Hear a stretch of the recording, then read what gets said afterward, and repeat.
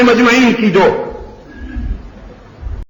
امتیازی شان ہے، جیسا کہ میں گفتگو کے آغاز میں عرض کر چکا ہوں، وہ امتیازی شان یہ ہے کہ انہوں نے رسول کے انقلابی فلسفہ کو منبر و محراب تک محدود نہیں کیا۔ ارباب علم و دانش یاد رکھو، اسلام کو منبر و محراب تک محدود نہ کرو۔ اپنی دستار، اپنی تصویر، اپنے جبے اور اپنی دینی شباہت و وجاہت تک اگر اسلام کو تم نے محدود کیا تو پھر اقتدار کی مسلک پر طاغوتی قوتیں آئیں گی اور وہ کہیں گی تم مسجدوں میں اللہ اللہ کرو، تم نے حجروں میں بیٹھ کر تسبیح پڑھو، تم مرید بناؤ، ان کو ذکر اللہ کی ضربیں سکھاؤ، ان کو کہو چادر اوڑھ کر اللہ اللہ کیا کرو تاکہ کوئی تمہیں دیکھ نہ سکے، اتنے چھپ جاؤ، معاشرے سے اتنے دور ہو جاؤ تاکہ کوئی تمہیں دیکھ نہ سکے۔ ظالم آزادی کے ساتھ لوگوں کی آبرو لوٹتے پھریں، سفارت آزادی کے ساتھ لوگوں کے جذبات سے کھیلتے پھریں، انسان نما درندے آزادی کے ساتھ لوگوں کے حقوق پر شبخون مارتے پھریں، اور تم راہب بن کر، گوشہ نشین ہو کر، جبہ و دستار میں لپٹ کر، چادر پہن کر اللہ اللہ کرو۔ خدا کی قسم اگر یہی اسلام ہوتا تو نہ بدر ہوتا، نہ احد ہوتا، نہ تبوک ہوتا، نہ احزاب ہوتا، نہ رسول کے ساتھ شہید ہوتے، نہ سویہ دو ٹکڑے ہوتی، نہ بلال انگاروں پہ لیٹتا، نہ صہیب انگاروں پہ بھونا جاتا، نہ صحابہ کرام سنگینوں پہ لٹکتے۔ محمد عربی نے جو انسانیت کو موقف دیا ہے وہ حجرے میں گھسنے کا نہیں، حجروں سے نکلنے کا، وہ گوشہ عافیت میں چھپنے کا نہیں، وہ میدان عمل میں آنے کا ہے، ظالم کا ہاتھ روکنے کا ہے اور مظلوم کی حمایت کرنے کا ہے۔ وہی وجہ ہے کہ غزوہ احد میں سرکار دو عالم صلی اللہ علیہ وسلم نے اپنے صحابہ کرام کو دیکھا، منہم من قضا نحبہ ومنہم من ینتظر، ان میں سے کچھ وہ تھے جو راہ حق میں جان کا نذرانہ دے کر شہید ہو گئے، اور کچھ وہ تھے جو زخموں میں تڑپ رہے تھے، کچھ وہ تھے جو شمع رسالت پر پروانہ وار نثار ہو رہے تھے۔ رسول کی نگاہیں نے چاروں جانب جائزہ لیا، نگاہ رسول نے اطراف میں جائزہ لیا تو ایک بوڑھا مجاہد نظر نہیں آیا، ایک بوڑھا مجاہد نظر نہیں آیا، ربی کا بیٹا حضرت سعد انصاری، جس کا جسم تو بوڑھا تھا لیکن عزم جوان تھا، جس کے بال تو کچھ سفید ہو چلے تھے لیکن آنکھوں میں شباب تھا، ارادوں میں جوانی تھی، رسول کا سچا وفادار تھا۔ رحمت عالم صلی اللہ علیہ وسلم نے فرمایا سعد ابن ربی کہاں ہے؟ کسی طرف سے جواب نہیں آیا۔ پھر صدائے رسول بلند ہوئی، سعد ابن ربی کہاں ہے؟ کوئی جواب نہیں آیا۔ تیسری مرتبہ پھر اللہ کے رسول نے پکارا، سعد ابن ربی کہاں ہو؟ اگر زندہ ہو تو جواب دو۔ ایک انصاری دوڑتا ہے گنج شہیداں کی طرف، جہاں شہداء کی لاشیں بکھری پڑی تھیں اور کچھ زخمی سسک رہے تھے، وہاں پہنچ کر آواز بلند کیا لاشوں کے سامنے کھڑے ہو کر، اگر تم میں سعد ابن ربی زندہ ہے تو جواب دے۔ کوئی جواب نہیں آیا۔ اس نے پھر پکارا، سعد ابن ربی زندہ ہو تو بولو۔ کوئی جواب نہیں آیا۔ اس نے تیسری بار کہا، شاید زندہ ہو تو بتاؤ تمہیں رسول اللہ یاد کر رہے ہیں۔ بس اب یہ کہا تو پھر ایک ہاتھ بلند ہوا، لاشوں میں سے ایک ہاتھ بلند ہوا۔ یہ انصاری دوڑتا ہوا قریب گیا، دیکھا سعد ابن ربی زخموں میں چور چور آخری سانس لے رہا ہے۔ انصاری کو دیکھ کر سعد بوڑھا کہتا ہے میرے آقا نے مجھے یاد کیا. انہوں نے کہا ہاں.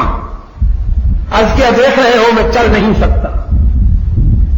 اگر میں چل سکتا تو پروانہ وار لپکتا اپنے قائد کی آواز پر. لیکن تم جا کر میرے آقا کو کہنا محمد اللہ تجھے جزائے خیر دے کہ ہم موت سے ڈرتے تھے. انہیں جینے کا ایسا سلیقہ سکھایا کہ اب موت ہم سے ڈرتی ہے. میرے قائد کو میرے سلام پہنچانا اور کہنا محمد جزاک اللہ ہم مجاور تھے تیری تعلیمات نے ہمیں مجاہد بنا دیا. ہم ہرجائی تھے محمد جزاک اللہ تو نے ہمیں یکجائی بنا دیا. ہم حلوائی تھے تو نے ہمیں شیدائی بنا دیا. اللہ کے رسول اللہ آپ کو جزائے خیر عطا فرمائے کہ تو نے ہمیں زندگی کا ایسا طریقہ سکھایا. بظاہر مر رہا ہوں لیکن مجھے یقین ہے کہ میں زندگی کی طرف بڑھ رہا ہوں. ایک ایسی زندگی کہ جس پر دنیا کی لاکھوں زندگیاں رشک کرتی نظر آئے. پھر کہنے لگا میری باتیں کیا سن رہے ہو, جلدی پہنچو رحمت عالم صلی اللہ علیہ وسلم کے قدموں میں. خبردار کوئی تیر کوئی تلوار اللہ کے محبوب تک نہ پہنچنے پائے. وہ انصاری دوڑتا ہوا بارگاہ رسالت میں آیا. سعد بن ربیع کے پیغام پہنچایا. کہنے لگا اللہ کے رسول سعد زخموں میں چور ہے, آخری سانس لے رہا ہے, چل نہیں سکتا, اور اس نے آپ کی خدمت میں یہ پیغام دیا ہے جو عرض کر رہا ہوں. سعد کا مقدر بڑے حسین موڑ پہ آ گئے. رحمت عالم کھڑے ہو گئے. فرمایا سعد نہیں چل سکتا, مجھے لے چلو, اب نبوت اپنے مجاہد کے پاس چل کے جائے گی. رحمت عالم صلی اللہ علیہ وسلم گنج شہیداں میں آئے. سعد بن ربیع کے قریب آ کر سلام کہا, سلام علیکم بما صبرتم فنعم عقبی الدار. لیکن سعد کی زندگی بالکل آخری رمق میں تھی. آنکھیں بھی بند تھیں, زبان میں بھی قوت گویائی نہ رہی تھی. رحمت عالم صلی اللہ علیہ وسلم اپنے بوڑھے مجاہد کے سرہانے بیٹھ گئے اور سعد کا سر اٹھا کر اپنی گود میں رکھ لیا. بڑی چاہت کے ساتھ سعد کے خون آلود چہرے پر رحمت عالم نے نظر ڈالی, اور یہی وہ لمحہ تھا کہ جب قدرت نے یاوری کی. سعد کو بھی اللہ نے آنکھیں کھولنے کی توفیق دے دی. سعد کی آنکھیں بھی کھل گئیں. سعد نے اپنے محبوب کو دیکھا اور رحمت عالم نے سعد کو دیکھا. ان خاموش نگاہوں میں پتہ نہیں کون کون سی باتیں ہوئیں. عاشق نے اپنے قائد کو نگاہوں سے آخری سلام کیا, اور قائد نے اپنے رضاکار کو نگاہوں میں خدا حافظ کہا. پھر ہمیشہ کے لیے سعد نے آنکھیں بند کر لی. رحمت عالم صلی اللہ علیہ وسلم نے اپنے مبارک ہاتھوں سے اپنے مجاہد کی آنکھیں بند کی. فرمایا سعد آج تم, کل ہماری باری ہے. سعد بظاہر اس دنیا سے مر کے جا رہا تھا, لیکن قرآن کریم گویا ہوا لا تحسبن الذین قتلوا فی سبیل اللہ اموات. جو میرے راستے میں جان دے دیں انہیں تو مردہ تصور کرنے کی بھی اجازت نہیں, مردہ کہنے کی بھی اجازت نہیں.